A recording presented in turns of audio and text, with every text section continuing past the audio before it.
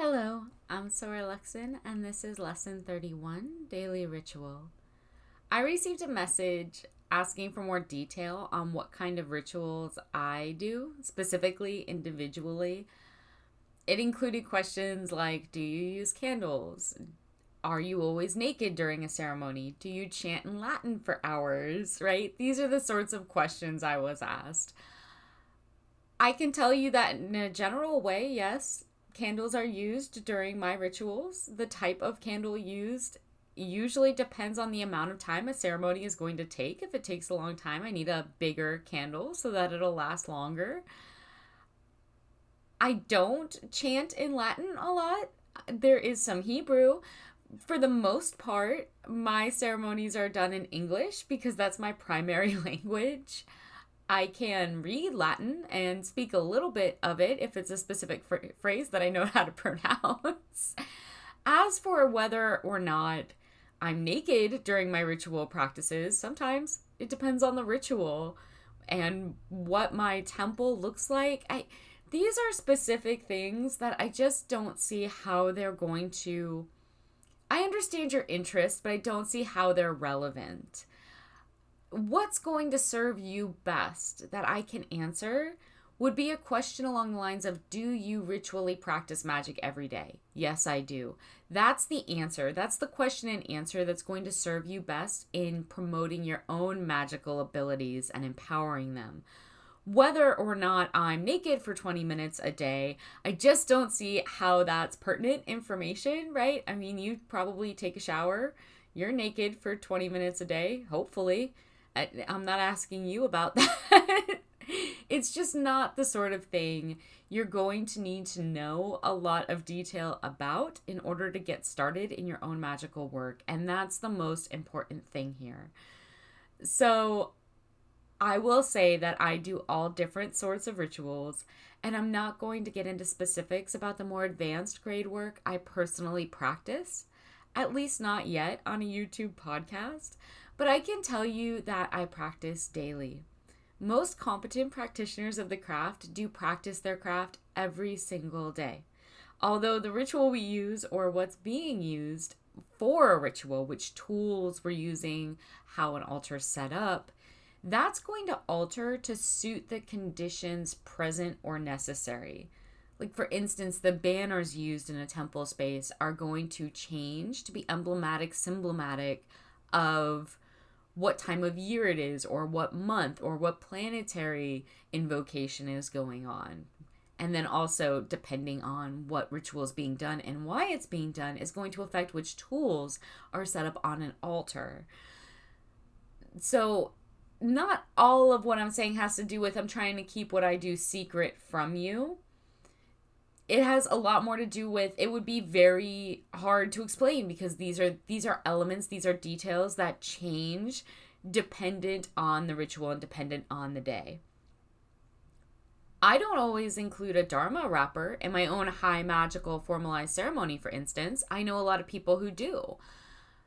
If I happen to be alone and I have the extra time, I enjoy finding time to do that in my day. And I rarely, if ever, use temple or a specified place of any kind for that. It's still usually a daily ritual for me, but it's rarely included in my full daily circle ritualized practice. So that's something to keep in mind. There are both formal and informal rituals that we all do, right? So there's one that I do every day that I can tell you about. And that's a neophyte, right? That's a neophyte, straight up beginner's ritual.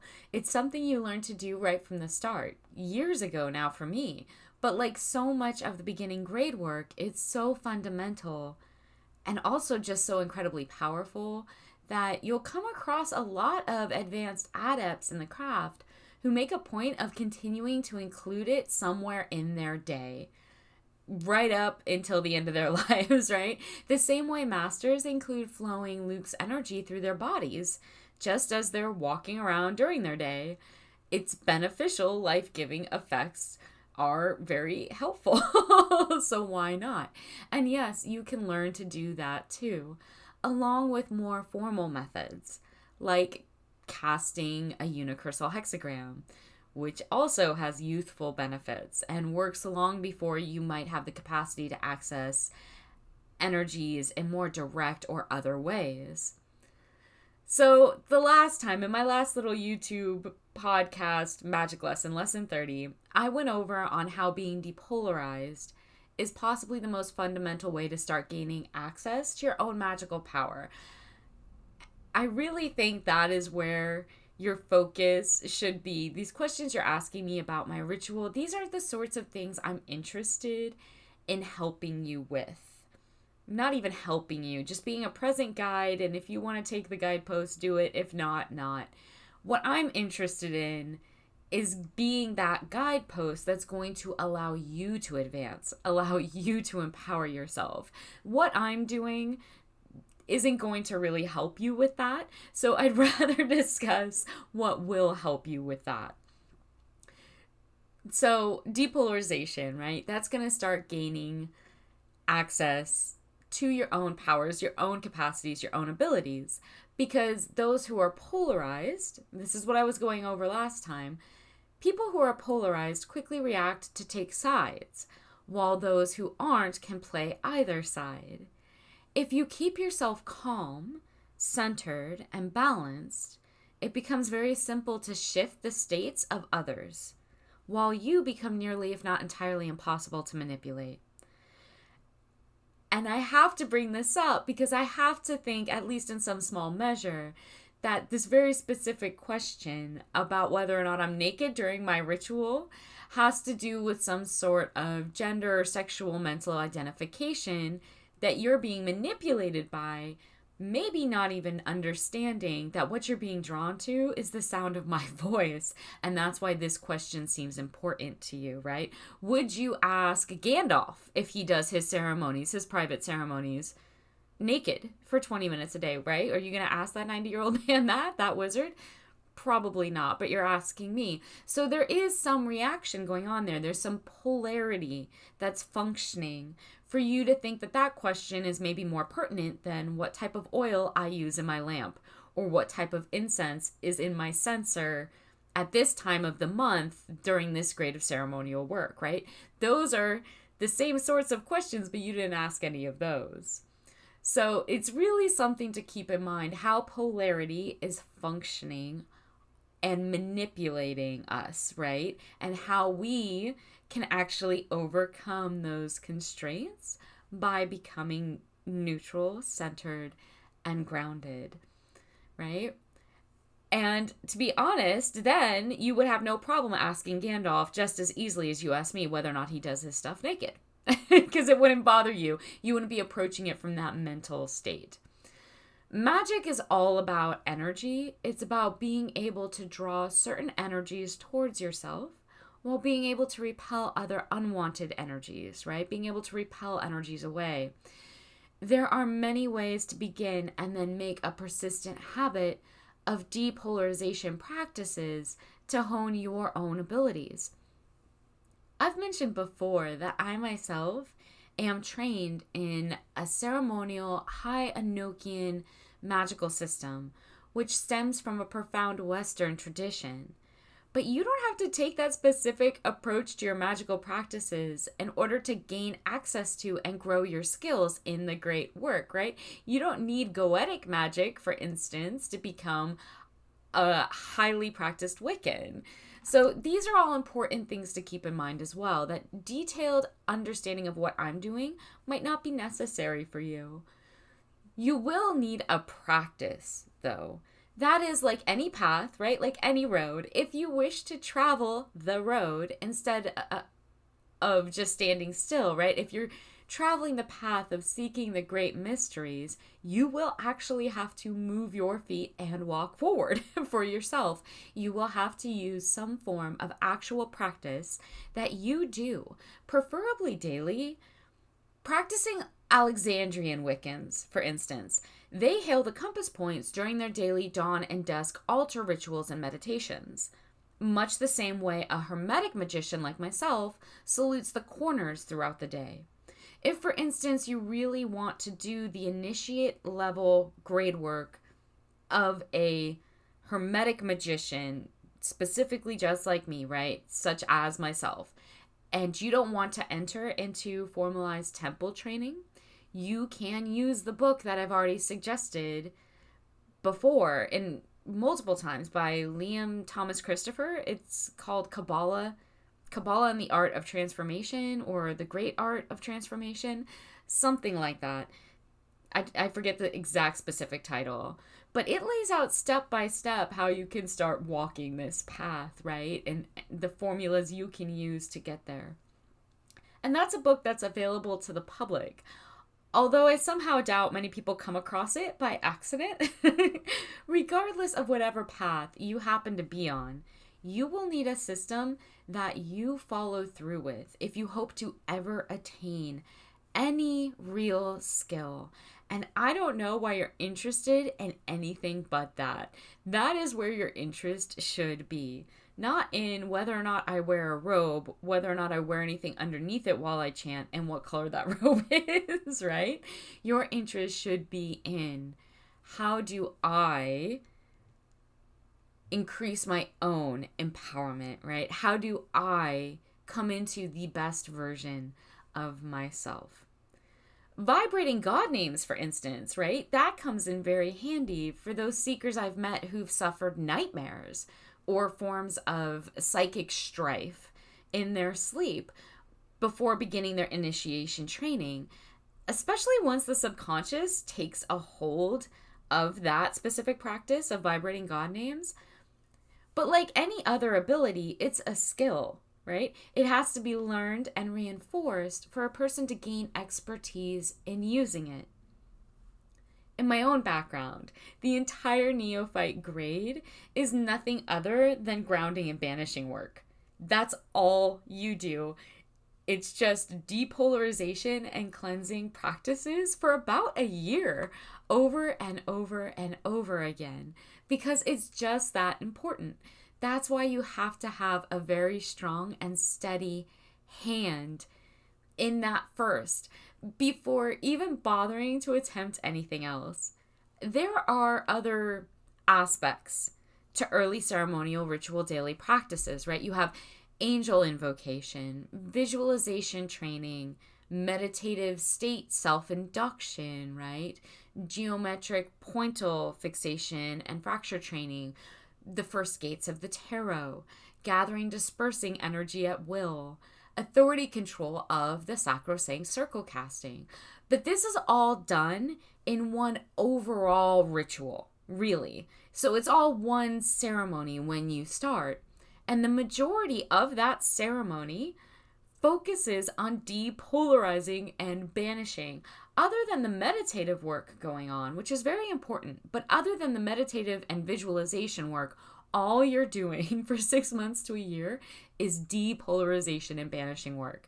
If your ritual is about an hour long, then at least half an hour of that time is being given to, in my own background, what's called the middle pillar ritual, because that is how important doing daily depolarization grounding ritual work is to the craft, to building that first cornerstone of your practice that's going to allow you the best and greatest road to gaining, evolving, and coming into mastery of your craft. You aren't creating external active effects or calling anything to yourself when you begin as a neophyte, right? So the neophyte has nearly no risk of getting themselves into any trouble. I got a sense with a part of this message that I was sent that this person is asking some detailed questions out of curiosity and interest that's somehow or perhaps misplaced in a few ways, but that another part of it for them might have been a little bit fear-based. When a neophyte begins magical training, all they're doing is banishing. So again, that neophyte has almost no risk of getting themselves into any trouble. That is, there is little to no possibility of anything getting through to bother them in the first place, because all they're doing every day is grounding and banishing.